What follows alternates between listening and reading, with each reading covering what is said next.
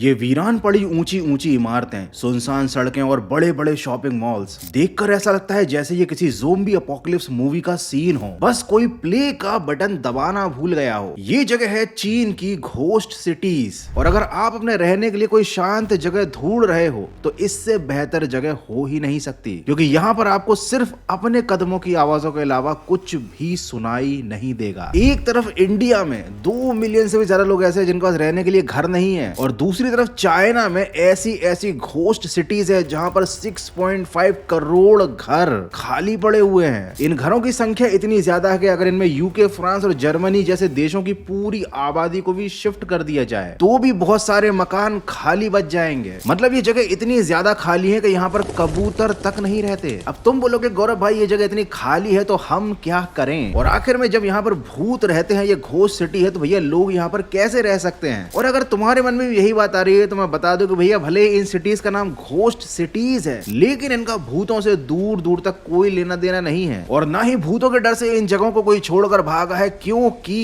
इन जगहों पर कभी भी कोई रहा ही नहीं, तो भागेगा कहां से? तो आज हम जानने वाले हैं कि भैया क्यों इन जगहों को घोस्ट सिटी कहा जाता है, आखिर क्या कमी थी इन जगहों में जो यहाँ पर लोग रहते ही नहीं है। और अगर तुम कोई हॉरर वीडियो देखने को उम्मीद से आए थे और यहाँ पर वीडियो देखकर भागने वाले हो तो जरा रुको, इस वीडियो को पूरा देख कर जाओ, क्योंकि इसमें तुम्हें इतना मजा आएगा कि तुम भूतों के वीडियोस भूल जाओगे। तो यार आई थिंक इतना इंट्रो काफी है, चलो चलते हैं चाइना और जानते हैं कि वायरस बनाने के अलावा चाइना ये घोस्ट सिटीज क्यों बना रहा है, और आखिर क्यों चाइना के चीनी जैसे मीठे मीठे लोग इन बड़ी बड़ी इमारतों से दूर भाग रहे हैं। तो चलो चलते हैं और जानते हैं कि आखिर क्या है रियलिटी इन घोस्ट सिटीज के पीछे आज के तगड़े वीडियो में।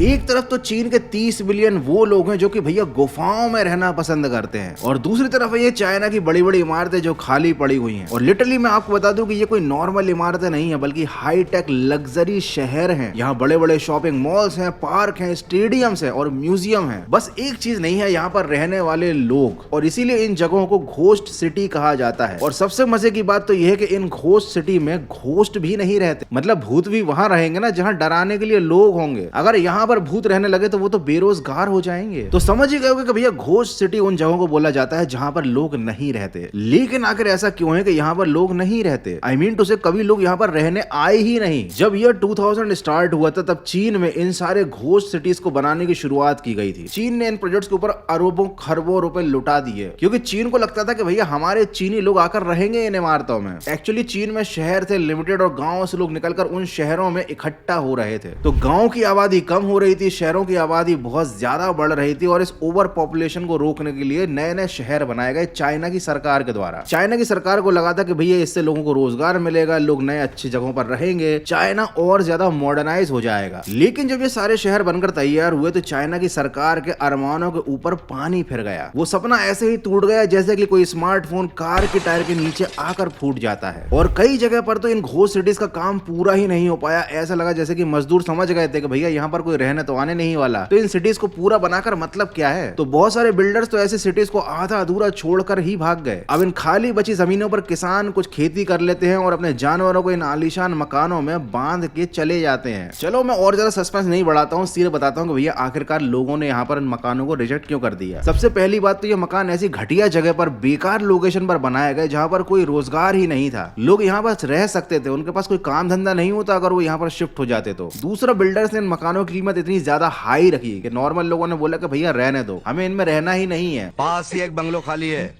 जिसका रेट पल पल बढ़ता जा रहा है। 3 करोड़। कितना जी? 3 करोड़ 10 लाख। अयो 2 सेकंड में 10 लाख? अरे बोला ना, पल पल बढ़ रहा है। तो डन करते थे डील। ओके। और तीसरा सबसे बड़ा रीजन था खुद चाइना के लोग। चाइना के लोगों के पास दबा के पैसा था, तो सभी लोगों ने नए नए प्रोजेक्ट्स में फ्लैट्स खरीद के पटक दिए इन्वेस्टमेंट के तौर पर। सोचा कि भैया भविष्य में जब कीमत बढ़ेगी तो बेच देंगे। लेकिन हुआ कि ये जो भी नए प्रोजेक्ट्स थे उनमें सारे मकान इन्वेस्टर्स ने खरीद लिए, तो किसी भी नई लोकेलिटी में कोई रहने के लिए आया ही नहीं, क्योंकि वो सारे मकान तो इन्वेस्टमेंट थे। और ऐसा करने से उन मकानों की कीमत बढ़ी नहीं, बल्कि उन मकानों की कीमत कचरे के भाव जैसी हो गई। तो ना उन मकानों में किसी को रहने मिला, और ना ही उन मकानों को खरीदने के बाद इन्वेस्टर्स को 4 रुपए का फायदा हुआ। ओ चूना लगा दिया।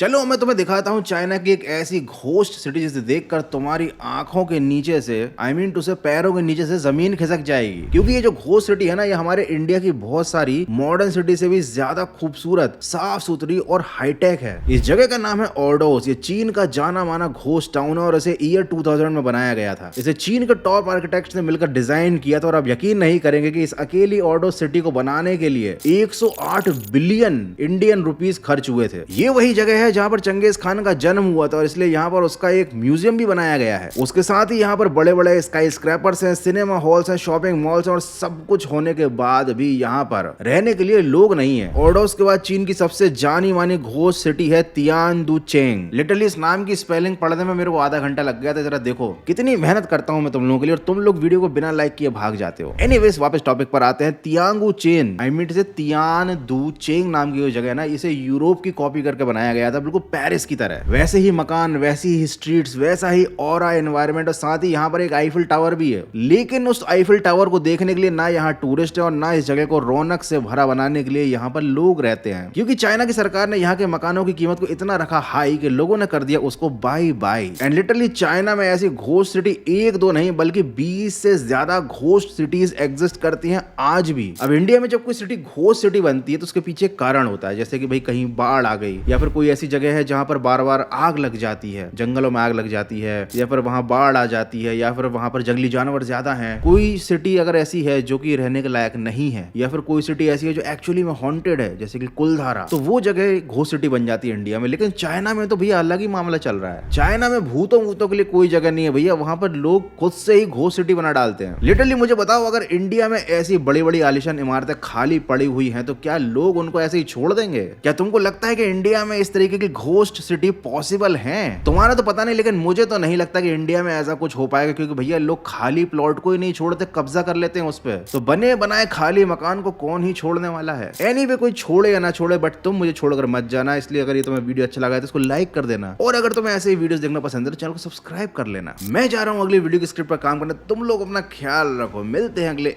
एक और तगड़े वीडियो में।